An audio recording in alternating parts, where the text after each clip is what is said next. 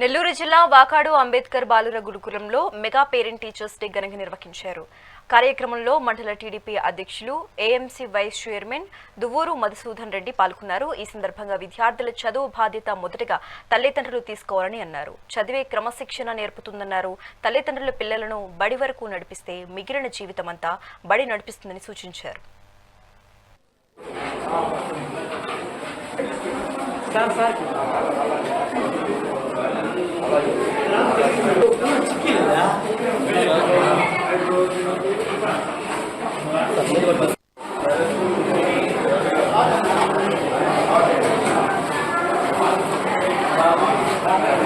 Parents teachers కి మన పిల్లలకి మధ్య అవగాహన ఏ విధంగా కలిగించే దానికోసం ఈ ప్రోగ్రాం జరుపుకోవడం జరుగుతుంది.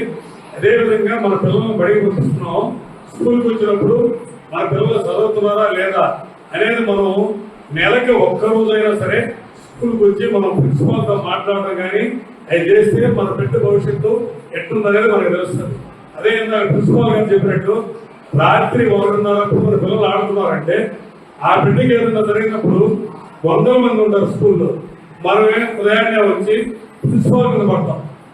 మన బిడ్డని తప్పు చేశాడని మనం ఖండించు. ఇవన్నీ మనం ఆలోచించుకొని మన బిడ్డకు కూడా మనం వచ్చినప్పుడు భయం పెట్టాలి. ఎందుకంటే అన్ని టీచర్స్ ముందున ప్రిన్సిపాల్ ముందున పెట్టేసి ఓల్డే చేస్తారనేది కూడా కరెక్ట్ కాదు. మన బిడ్డకి మనం భయపెట్టకపోతే రేపు ఉదయం మనం ప్రిన్సిపాల్ మాట కూడా ఎన్నుకోడు. ప్రిన్సిపాల్ గట్టిగా మందలించినప్పుడు ప్రిన్సిపాల్ మీదకి మనమే కూడా వస్తాం.